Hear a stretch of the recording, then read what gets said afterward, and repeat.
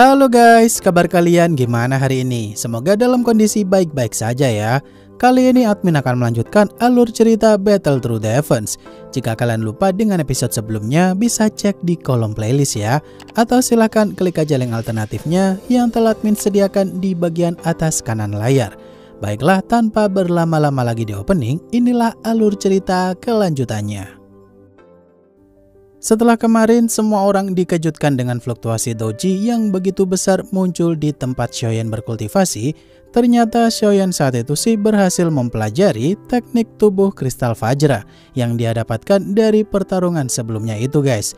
Yang mana semua orang saat itu benar-benar dibuat kaget saat Yaulo berkata kalau kekuatan mengerikan ini berasal dari Xiaoyan.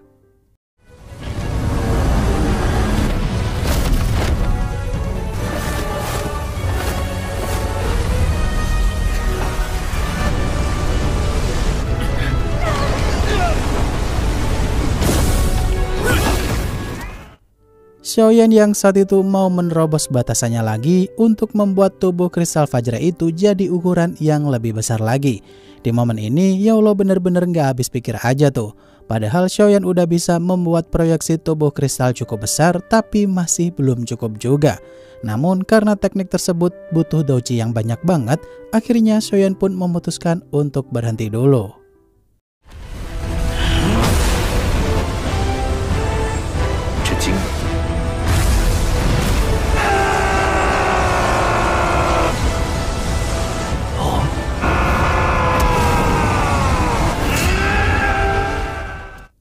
Yaulo yang saat itu memuji keberhasilan Xiaoyan sambil meminta agar Xiaoyan tak perlu memaksakan diri seperti itu lagi. Karena kalau orang biasa nekat seperti itu, udah pasti tubuhnya akan meledak. Mengingat rata-rata kultivator dusun lainnya tak sekuat Xiaoyan. Namun karena tubuh Xiaoyan udah ditempa banyak sekali harta ilahi tingkat atas, makanya dia baik-baik aja. 老师，疯了！我练出来的金刚琉璃体 才7丈左右，9丈金身还需要更加强劲的。以你现在的身体，再用不然像刚才那般强行突破。 Yaulo yang saat itu ngasih tahu Xiaoyan kalau selama setengah bulan Xiaoyan berkultivasi itu, orang-orang udah mulai OTW ke wilayah kuno barbar.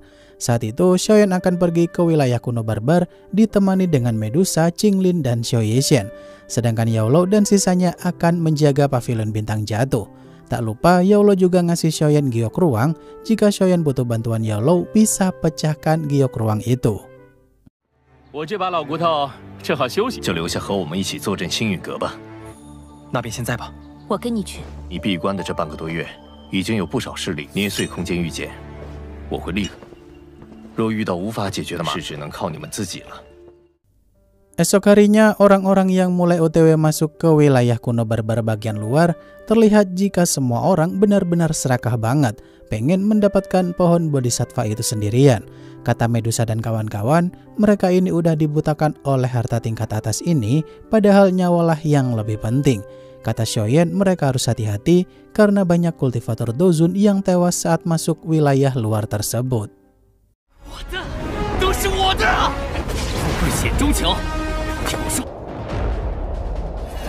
打听到了，先前进入莽荒古域的人，这些家伙都……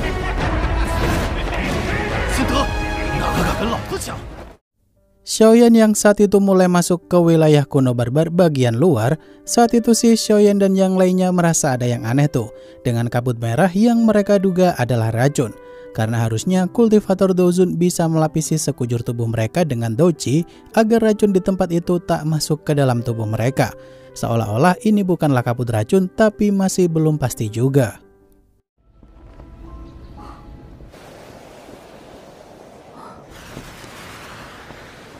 这避毒丹对着毒症能起到一定的。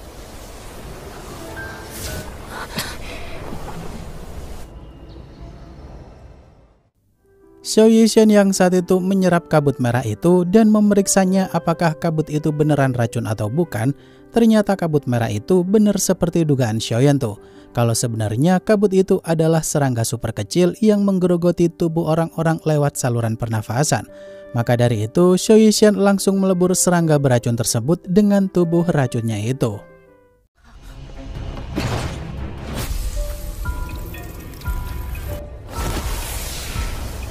因此能无视斗气护体。毒虫。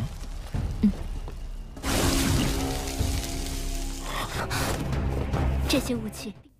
Xiaoyan yang saat itu langsung gercep membakar serangga beracun itu dengan api surgawi. Ternyata serangga itu tuh bener-bener lemah banget di hadapan api surgawi, karena rata-rata serangga memang musuh utamanya adalah api. Setelah itu, Xiaoyan juga membersihkan tubuh Medusa dan Qinglin dengan api surgawi pula, di mana dalam hitungan detik, semua serangga beracun itu langsung lenyap dari tubuh mereka berdua. 不用担心，交给我。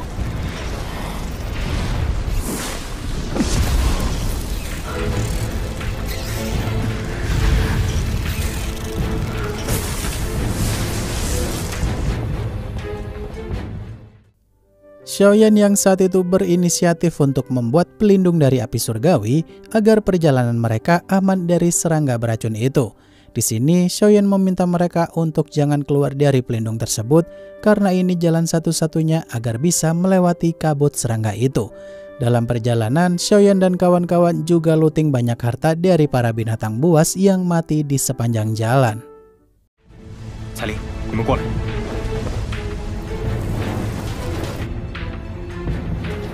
还好这些毒虫挺惧怕异火。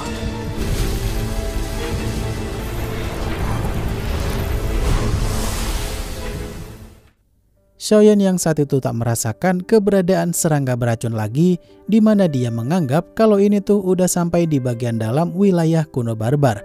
Di sini Xiaoyan pun menonaktifkan pelindung api surgawinya itu dan segera melacak keberadaan bodhisattva dengan biji bodhisattva yang dia punya. Tak lama kemudian mereka pun melihat ada kericuhan di dekat sana, di mana kericuhan itu tuh berasal dari rombongannya Yunzi. 看来，这才算是真正进入了梦。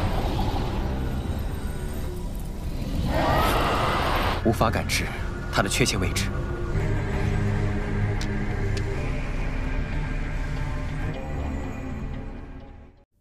Rombongan Yunyun yang saat itu dikejar oleh Yaohua dan beberapa anggota Sekte Langit Gelap. Saat itu si Yunyun nyuruh salah satu murid Sekte Bunga untuk pergi nyari bantuan kepada kultivator yang ada di dekat sana. Namun Yaohua tak membiarkan Yunyun pergi nyari bantuan karena mereka mau ditangkap semuanya tanpa terkecuali. Mengingat Yaohua tuh pengen balas dendam tentang insiden di Sekte Bunga dulunya. 我来拖住他们，团长，速去请求救援。是。美人，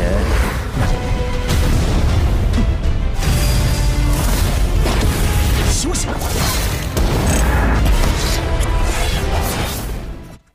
Yunyun yang saat itu melihat salah satu muridnya dibikin pingsan oleh pihak musuh dengan tatapan yang begitu mesum. Ternyata senior Yaohua yang bernama Liu Chang itu tuh bener-bener ngebat banget, pengen menjadikan mereka semua untuk jadi objek pemuas nafsu mereka. Namun karena Liu Chang berada di ranah Dozun Bintang 9, tentu aja bakal repot banget tuh untuk bisa kabur dari kepungan itu.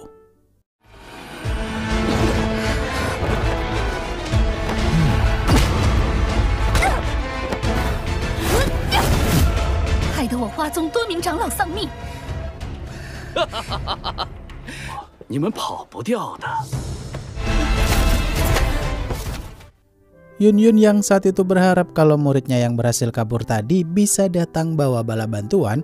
Sekarang malah datang Yaohua di tempat itu sambil berkata kalau murid Yunyun berhasil udah dihabisi. Dimana sekarang mereka disuruh untuk nyerah aja daripada mati seperti murid Yunyun barusan. Setelah itu Liu Chang berkata nih kalau mereka bisa menikmati murid Sekte Bunga lainnya dan menyisakan Yunyun untuk dirinya.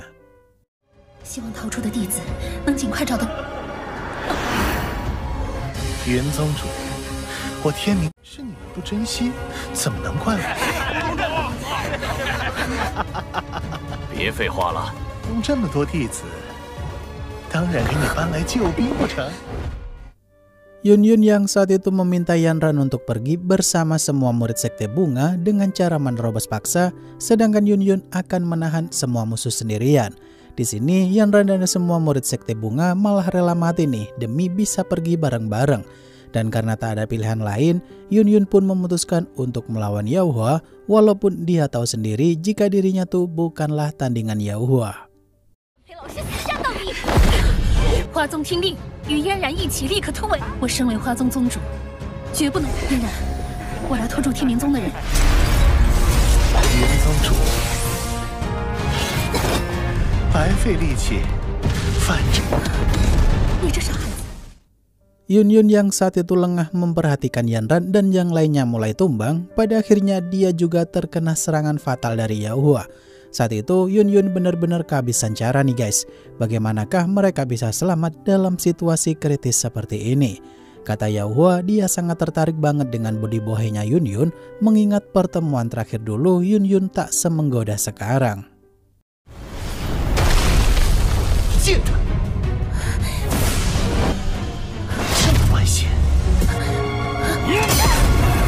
现在充满斗志的样子，真让我想。哎呀！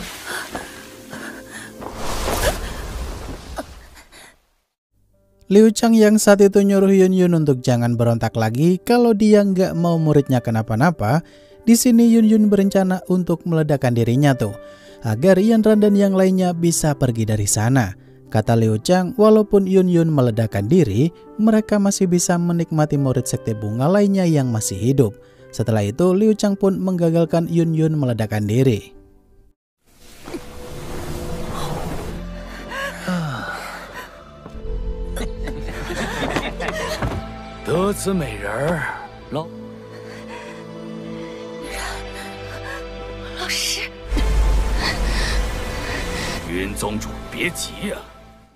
Xiaoyan yang saat itu muncul tanpa sepengetahuan Yunyun dan langsung menggunakan tubuh kristal Fajra. Di sini tuh Yaohua dan Liu Chang auto kaget banget tuh, karena ada serangan misterius sekuat ini. Di momen itu Yunyun yang langsung menendang bijinya Yaohua dan bikin dia nggak berkutik sejenak. Xiaoyan pun menghabisi Yaohua dengan tubuh kristal itu seperti nepok nyamuk aja.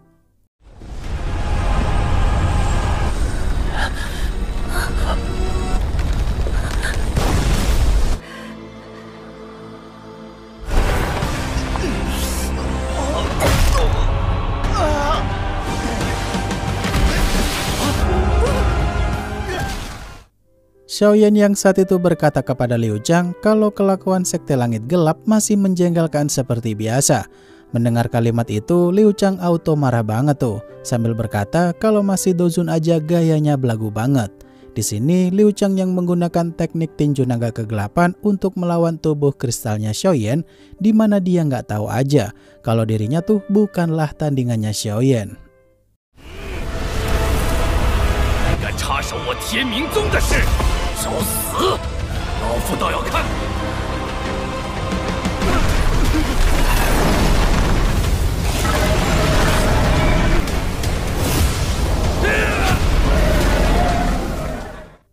Xiaoyan yang saat itu memasang kuda-kuda untuk menyerang balik dan berhasil bikin Liu Chang terpental jauh. Hal itu pun langsung bikin para anak buahnya Liu Chang ketakutan banget tuh. Kalau sepertinya mereka akan tewas kalau berhadapan dengan Xiaoyan. Di momen ini mereka langsung kabur dari sana, walaupun Liu Chang nyuruh mereka untuk menggabungkan kekuatan melawan tubuh kristalnya Xiaoyan.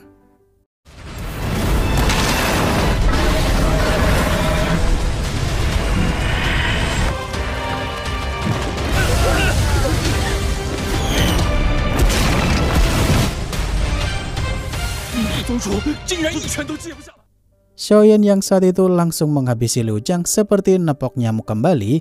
Di sini Yunyun benar-benar berterima kasih tuh, karena kalau tak ada bantuan datang mungkin mereka udah dilecehkan Liu Chang dan Yaohua.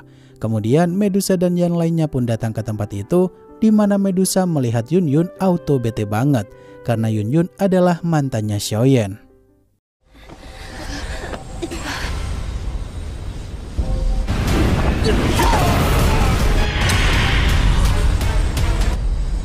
你感谢阁下出手相救。